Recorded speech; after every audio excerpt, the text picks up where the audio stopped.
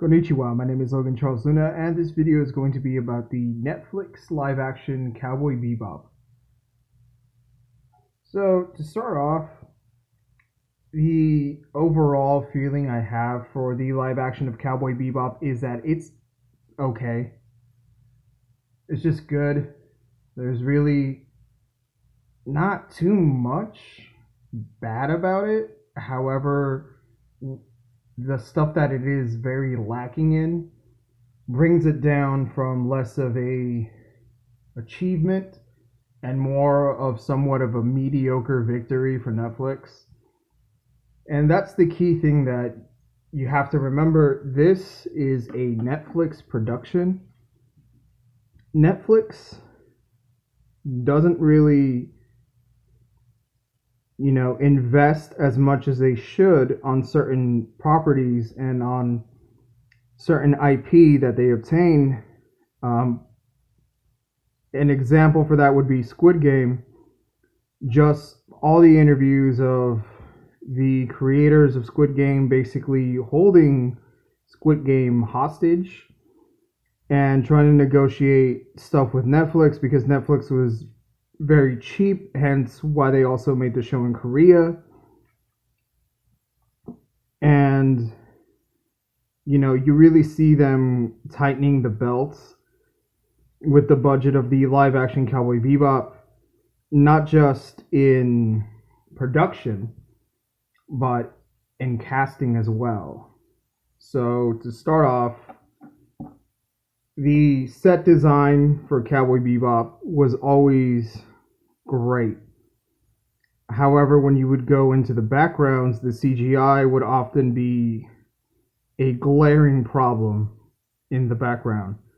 You would figure this is like a YouTube fan-made series that they crowdfunded in order to get enough money to pay the actors in the studio. But no, this is a Netflix production.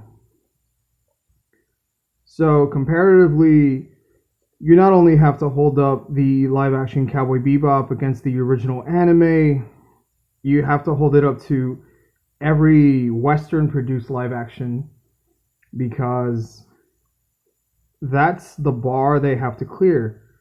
So they definitely cleared the bar, but then they kind of fell flat on their face after they cleared the bar.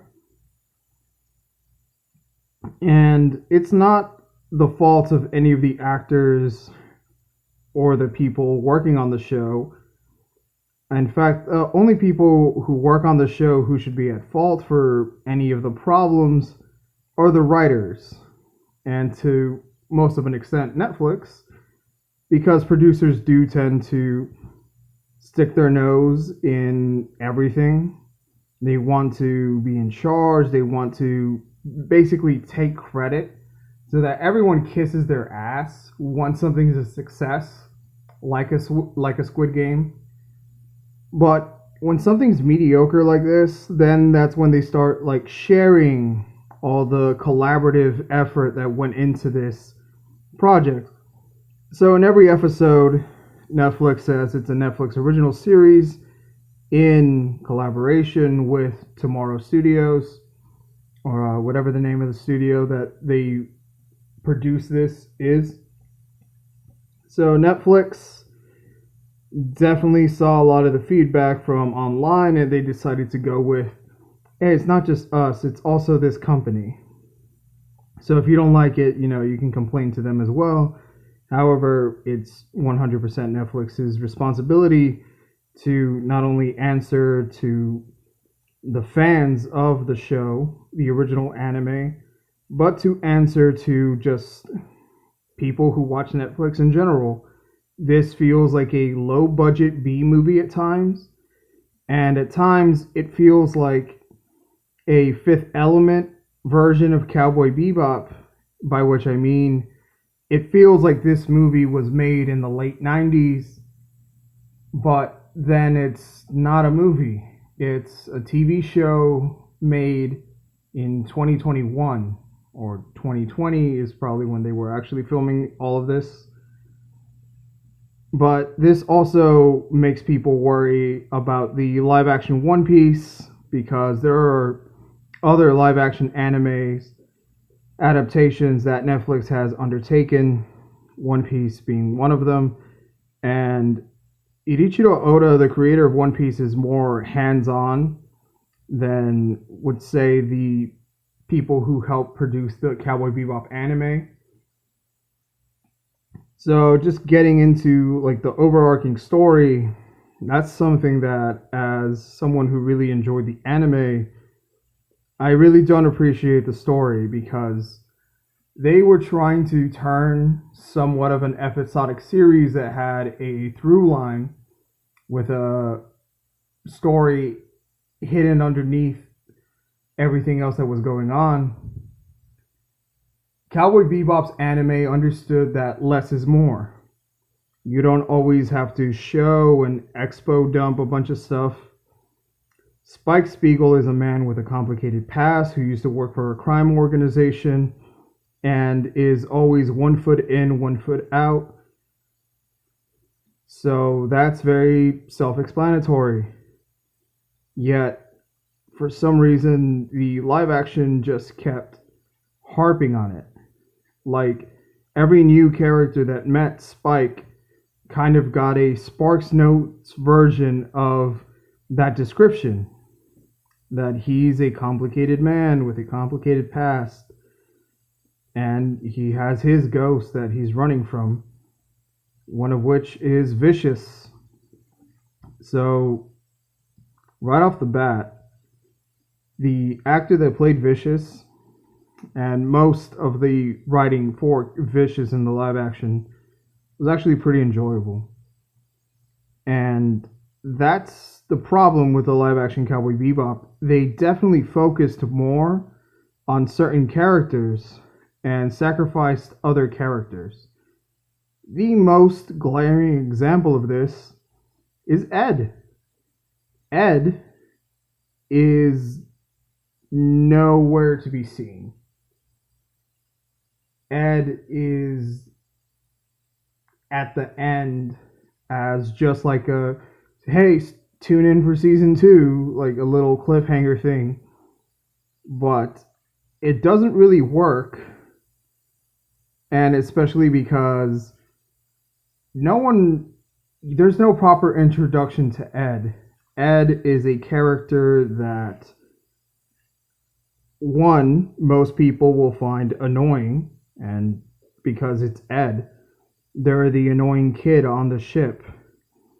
Because the 3 things Spike Spiegel asked that Jet never bring onto the ship are women, dogs, and kids. And the point of the Bebop is now Spike is surrounded by all 3 on a constant basis. So I don't want to spend too much time just kind of like harping on all the things I didn't like about Cowboy Bebop, because like I said, it was okay. And any problems aren't problems that necessarily fall onto the actors. It's definitely the writers and Netflix's fault. One last thing to end off on is Faye Valentine's character. So the actress Daniela, she did great. She did what she was supposed to do with this character and the way it was written and the dialogue she got, because she got some very interesting dialogue. And not only that, her character was supposed to be a reimagining of Faye Valentine, less femme fatale, more girl boss with weak one-liners.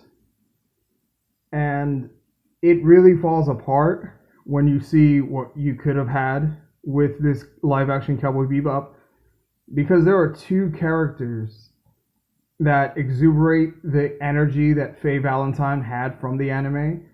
And it's really annoying because one of those characters spends an entire episode with Faye. So Whitney is a con artist who pretended to be Faye's mother when she awoke from cryosleep. And Whitney is kind of the blueprint of what a live-action Faye Valentine would be.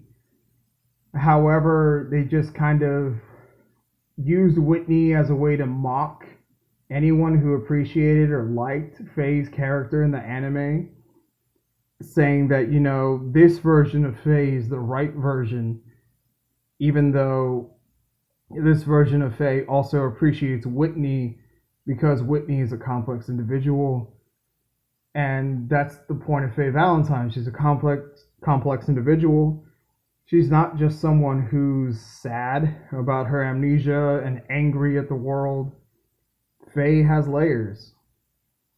And they sort of stripped down just the nuance of the character.